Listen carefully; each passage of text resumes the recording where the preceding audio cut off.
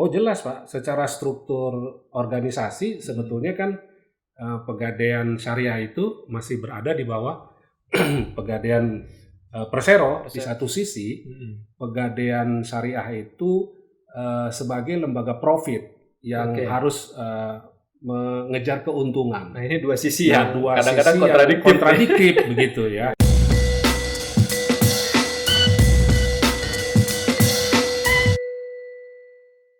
Kembali lagi di Bincang Ekonomi Syariah bersama Dr. Ade Sofyan Milajid. Pak Ade, kita lanjutkan. Baik. Tadi yang berkaitan dengan perkembangan teknologi, ya. Khususnya di saat ini kan yang ramai itu fintech ya, finansial teknologi. Tentu kan Pegadaian Syariah ini juga menghadapi hal yang sama, ya. Selain dari tuntutan konsumen kan gitu, tapi juga ada persaingan di industri ini kan gitu ya. Nah ini tentu harus ada upaya-upaya yang dilakukan oleh Pegadaian Syariah khususnya di sini ya, baik yang dikelola oleh pemerintah maupun yang dikelola oleh sektor swasta. Nah, bagaimana pandangan Pak Ade terhadap perkembangan ini? Ya, baik. Pegadaian Syariah saat ini sudah melakukan inovasi layanan berbasis teknologi, Pak. Jadi kalau mau melakukan transaksi gadai ataupun fidusia, karena kalau sekarang kan sudah tidak lagi hanya menjaminkan berupa barang, Pak, tapi bisa juga berupa surat berharga. Nah, ini yang disebut dengan fidusia. Iya, jadi surat berharga fidusia. Misalkan Pak Ade punya sertifikat rumah ataupun BPKB kendaraan, atau mungkin bisa juga punya saham, ya. Bentuknya itu saham perusahaan, ya, atau mungkin juga sertifikat Bank Indonesia ataupun surat berharga yang lain, ya. Nah, ini bisa dijadikan sebagai objek gadai. Nah, sekarang sudah ada aplikasi yang digunakan oleh Pegadaian Syariah. Bisa di-download sendiri nanti di Play Store atau di App itu bisa. Di situ sudah ada penawaran. Bisa di smartphone juga ya? Bisa, di Android ya? Di Android bisa. Jadi anak milenial sekarang ini cocok Pak. Kalau mau melakukan transaksi secara digital, di Pegadaian sudah ada aplikasinya. Nanti termasuk juga kan Pegadaian Syariah itu menyediakan Galeri 24 yang menjual emas ya, emas murni. Galeri 24 itu Galeri apa? 24 itu website atau apa? Ya, jadi Galeri 24 itu khusus untuk menawarkan menawarkan emas murni itu Pak. Jadi kayak semacam logam mulia. Logam mulia. Ya, jadi kalau mau beli emas logam mulia bisa melalui Galeri 24 yang sudah dijamin sertifikat keaslian ya, gitu ya. Kemudian bisa bahkan udah kerjasama sekarang dengan marketplace Pak De. Bisa beli di Shopee atau di Tokopedia atau mungkin bisa di marketplace yang lain ya.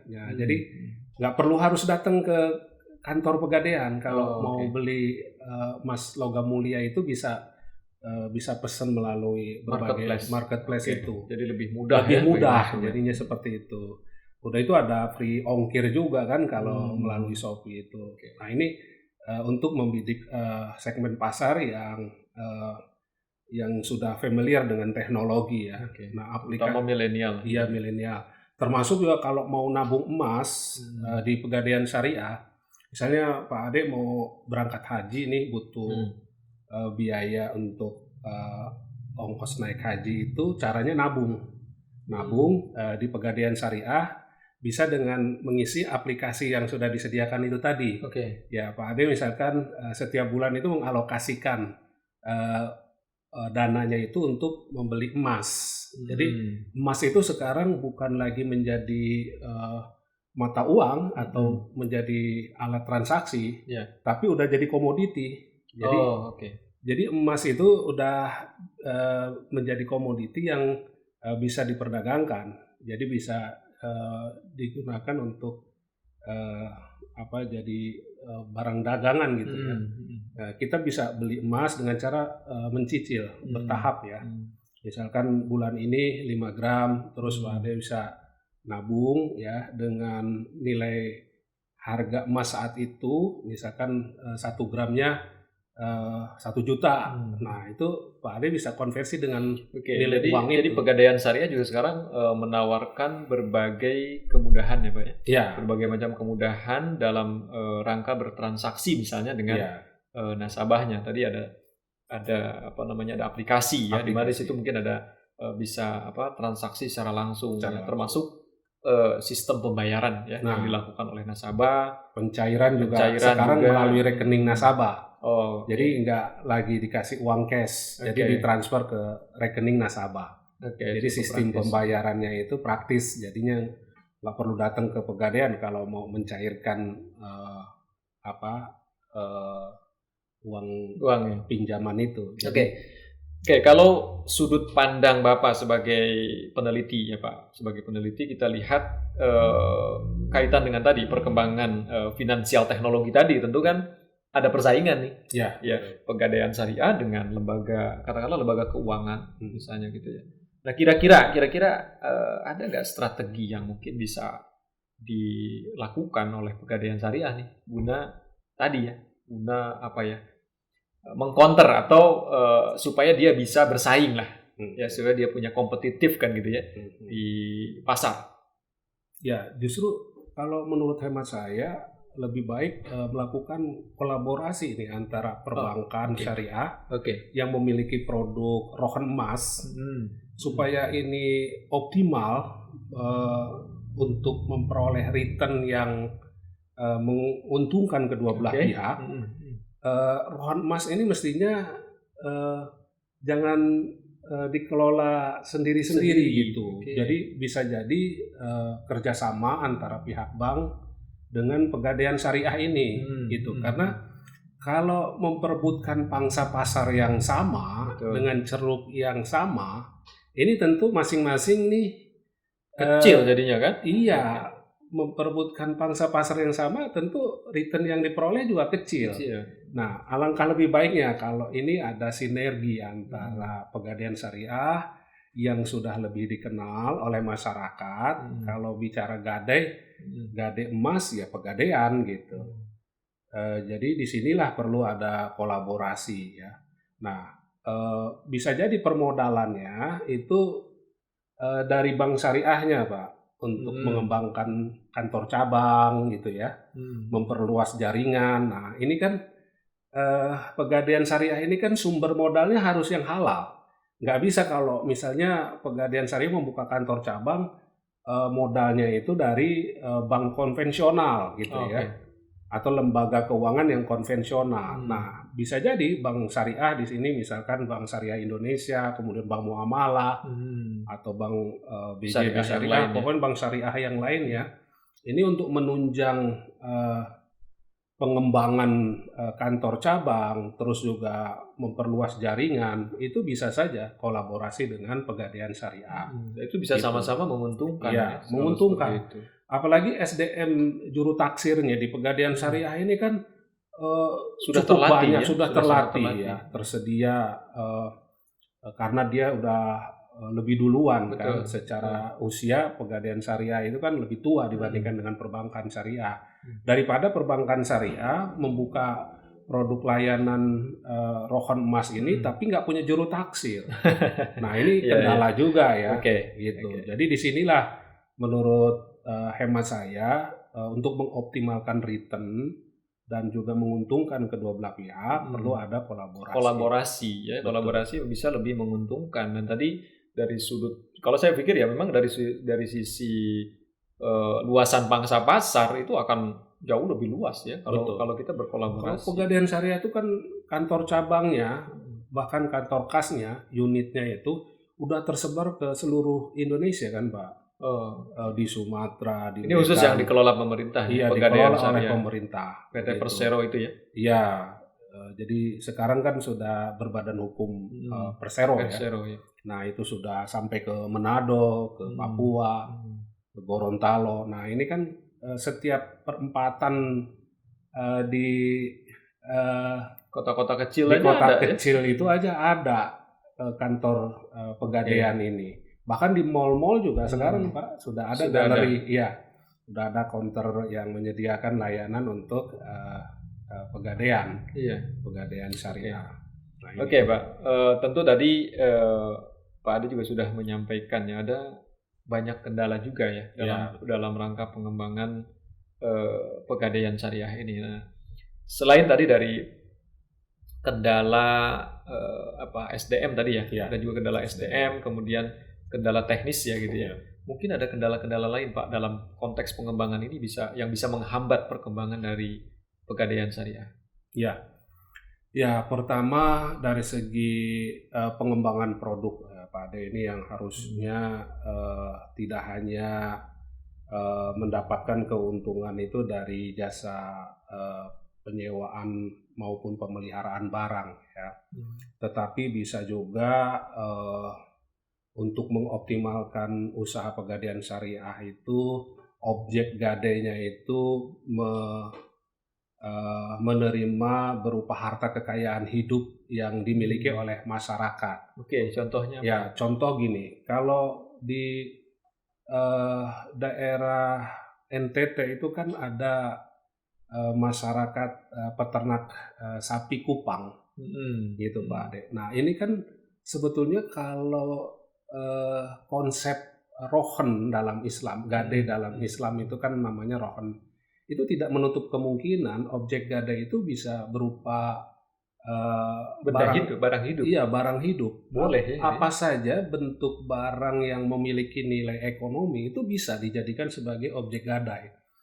Nah, ini kan salah satu inovasi ya untuk memperoleh profit itu bisa dengan cara menerima berbagai jenis objek gadai tadi, tidak menutup kemungkinan hanya dari perhiasan, elektronik, perabotan rumah tangga, termasuk juga surat berharga, tapi bisa juga kekayaan hidup ya. Tapi tentu ini dia punya risiko yang lebih tinggi, Pak. Iya, betul. Ya, karena benda hidup nih ya. Betul. Benda hidup tentu dalam cara merawatnya tadi, memeliharanya, tentu juga ini punya biaya atau punya cost yang lebih tinggi dibandingkan dengan kolateral atau jaminan yang lain tadi, misalkan perhiasan atau benda-benda yang dianggap memiliki harga lainnya, itu seperti barang elektronik dan lain-lain kan gitu. Nah ini bagaimana kira-kira cara yang digunakan supaya benda yang hidup tadi ya, seperti misalnya binatang ternak kan gitu, bisa terpelihara dengan baik sehingga resikonya mungkin bisa diminimalisir.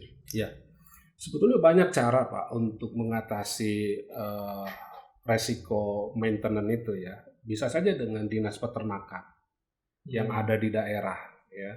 Mereka punya kerjasama ya. Ya, punya semacam kayak kandang yang bersih, yang luas ya. Kemudian juga ada insinyur pertanian, insinyur peternakan, ada gitu. dokter hewannya, gitu ya. Ini sebetulnya cuma teknis aja. Teknis. Contoh gini, pegadaian yang saat ini juga menerima berupa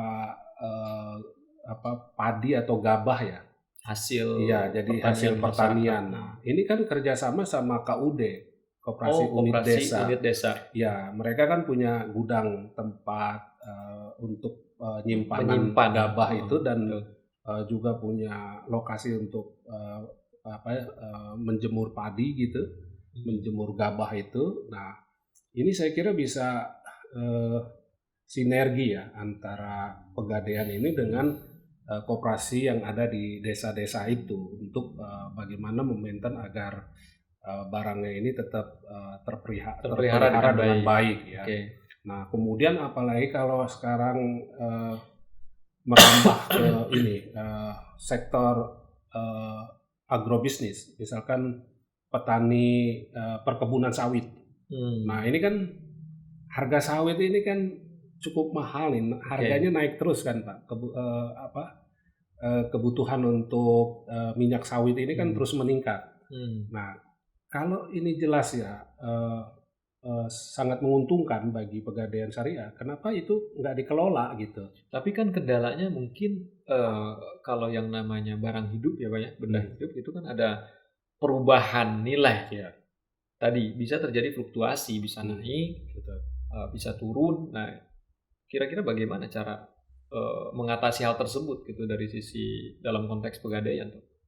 Ya, ya tentu di sini perlu SDM yang mumpuni ya, juru taksir eh, yang memang mengerti tentang produk pertanian atau mungkin hewan ternak gitu ya, termasuk juga perkebunan. Di sini dituntut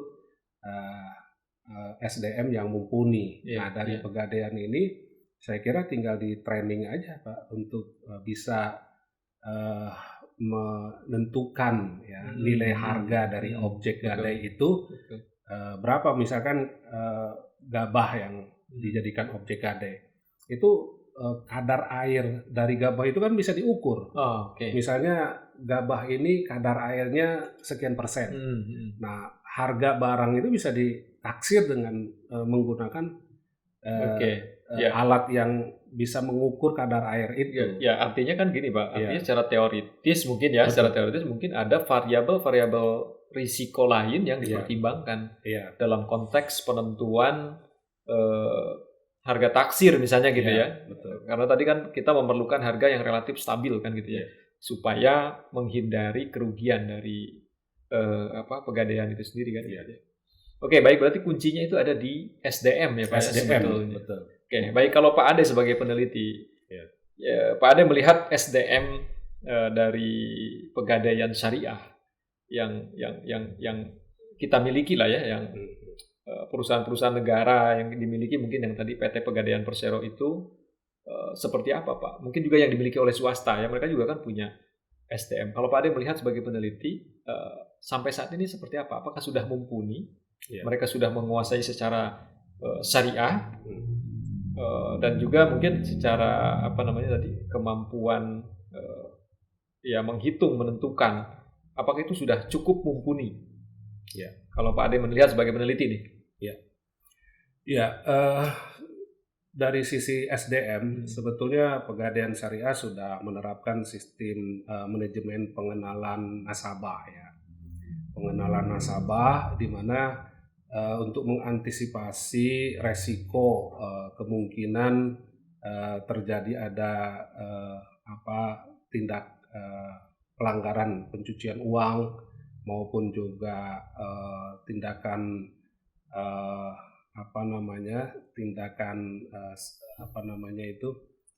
kejahatan teknologi transaksi keuangan. Nah, ini sudah dilakukan ya, pelatihan, kemudian juga ada untuk pelatihan juru taksir, ya. Nah, Pegadaian Syariah itu sudah banyak kerjasama dengan perguruan tinggi nasional yang meluluskan tenaga juru taksir ya. Oh, itu ada Pak? Itu ada? Sudah ada Pak. Itu jurusan tersendiri atau program studi sendiri atau gimana? Ya, itu lembaga Pegadaian itu sudah kerjasama dengan beberapa perguruan tinggi ya, seperti Trisakti, kemudian ada juga STAN ya. Dengan STAN itu khusus untuk meluluskan juru taksir itu. Jadi mereka harus certified berarti ya, baru mereka bisa jadi juru taksir kalau dia punya, katakanlah sudah mengikuti pelatihan, dia sudah punya keahlian dan kemampuan atau sudah kualifikasi sebagai seorang juru taksir ya. Kemudian dia harus certified gitu. Nah, itu mungkin juga pengetahuannya harus selalu diupdate barangkali ya. Iya, betul. Terkait dengan itu, karena tadi ya ada inovasi, perkembangan kebutuhan di masyarakat kan itu dinamis ya, sehingga seorang juru taksir pun harus mengikuti perkembangan itu. Ya. Oke, Pak Ade. Kalau Pak Ade juga nih sebagai peneliti ya, melihat pengelolaan dari Pegadaian Syariah yang ada di Indonesia ya, baik swasta maupun yang dimiliki oleh pemerintah, bagaimana saat ini? Pegadaian Syariah sudah menerapkan sistem manajemen tata kelola yang baik ya. Sama seperti kayak perusahaan perbankan syariah gitu ya. Yang menerapkan GCG ya. Corporate Governance Oke. gitu ya. GCG. Ya, jadi bagaimana Pegadaian Syariah itu memiliki akuntabilitas, kemudian juga transparan, pengelolaan dengan wajar Oke, begitu ya. iya. Nah, ini sudah diterapkan oleh Pegadaian Syariah karena bagaimanapun juga dia kan masih bagian integral dari Pegadaian Nasional. Pegadaian Nasional sistem Dia kan organisasi. masih satu atap ya di bawah PT Pegadaian Persero. Oke. Jadi ini belum berdiri sendiri. Mereka Pegadaian punya Syariah kewajiban nggak Pak untuk melaporkan ya operasional mereka itu ke otoritas jasa keuangan ya? Oh jelas Pak, secara struktur organisasi sebetulnya kan Pegadaian Syariah itu masih berada di bawah Pegadaian Persero gitu. Ya. Secara struktur itu direksinya maupun komisarisnya, hanya saja yang membedakan kalau Pegadaian Syariah itu kan ada Dewan Pengawas Syariah, ada DPS-nya. Ada DPS-nya di situ. Kemudian juga di Pegadaian Syariah itu ada GM ya, ada General Manager yang khusus divisi Syariah. Jadi dia di bawah direksi itu ada GM, ada General Manager divisi Syariah khusus yang mengelola layanan syariah ini, Pegadaian Syariah. Iya, artinya berarti secara dia harus memenuhi syariah compliance ya. Pertama, yang kedua juga dia harus compliance terhadap peraturan perundangan negara ya, termasuk tadi kewajiban dia membuat pelaporan ke OJK ya secara rutin ya Pak ya. Iya, betul. Oke, baik Pak Ade. Ini kita kalau dalam konteks sebagai peneliti ya tentu ke depan riset-riset di bidang Pegadaian Syariah ini masih harus terus digali kan gitu ya, digali. Kira-kira topik-topik apa saja yang ini penting untuk bukan masalah menarik atau tidak menarik, tapi ini penting untuk digali kembali supaya Pegadaian ini juga bisa terus berkembang sesuai dengan perkembangan zamannya dan juga tuntutan dari masyarakat barangkali. Iya. Nah ini uniknya ya Pak Ade, kalau jasa keuangan Gadai Syariah ini memiliki fungsi sebagai public service obligation yang memiliki kewajiban moral untuk membantu usaha ataupun pembiayaan masyarakat ekonomi kecil, tapi juga di satu sisi Pegadaian Syariah itu sebagai lembaga profit yang harus mengejar keuntungan. Nah ini dua sisi yang kadang-kadang kontradiktif begitu ya. Jadi ketika menerapkan sistem profit oriented, ini kan tujuan dari Pegadaian Syariah ini untuk membantu ekonomi kecil ini ya tidak bisa mengakomodir ya kepentingan daripada masyarakat kecil ini. Nah ini bagaimana perusahaan sektor gadai swasta ini itu juga bisa menerima layanan untuk nasabah yang membutuhkan pembiayaan yang kecil ini tadi. Nah, disinilah sektor swasta ini perlu juga kerjasama dengan Pegadaian Syariah untuk bisa menjalankan fungsinya di dalam memberikan layanan untuk masyarakat yang tadi itu, yang minjem uang 50.000, yang 100.000 begitu ya. Nah sekarang ini Pegadaian Syariah kalau tidak melakukan kerjasama ini bisa jadi ditinggalkan. Nah ini bisa menjadi topik riset yang menarik ya. Iya, menjadi menarik. Kolaborasi tadi salah satunya. Kolaborasi tadi itu. Selain itu Pak, mungkin riset terhadap inovasi produk, mungkin bisa ya. Ya betul bisa tadi yang depan. Bentuknya kekayaan hidup tadi yang dimiliki oleh masyarakat. Itu masih harus digali ya lebih dalam lagi. Apalagi kira-kira Pak topik-topik yang spesifik barangkali yang membutuhkan hasil riset para ahli untuk pengembangan Pegadaian Syariah ini. Ya, yang menarik ya di dalam memberikan layanan berbasis teknologi informasi ini, Pak. Oke, berarti seperti fintech itu ya? Ya, seperti fintech. Bagaimana Pegadaian Syariah itu juga sudah bersaing ya dengan jasa keuangan yang berbasis teknologi itu tadi. Jadi yang memudahkan dan kemudian juga memberikan solusi ya untuk mendapatkan pembiayaan dengan cara yang cepat, kemudian aman karena barang gadai ataupun bukti kepemilikan harta kekayaan itu sudah memprotek ya dari penggadai ataupun orang yang meminjam itu. Bila mana tidak memiliki uang untuk menebus atau mengembalikan, maka barang gadai inilah yang kemudian menjadi jaminannya. Jaminannya. Oke. Seperti itu. Oke, baik Pak Ade. Kita kan sebagai peneliti lah ya, tentunya hasil penelitian kita berharap tidak hanya dinikmati oleh pembaca kan gitu ya, tetapi juga bisa mampu memberikan solusi terhadap berbagai kendala, permasalahan yang dihadapi baik oleh industri gitu ya, kemudian juga oleh pengambil kebijakan barangkali kan. Nah, ini mungkin terakhir Pak Ade ya.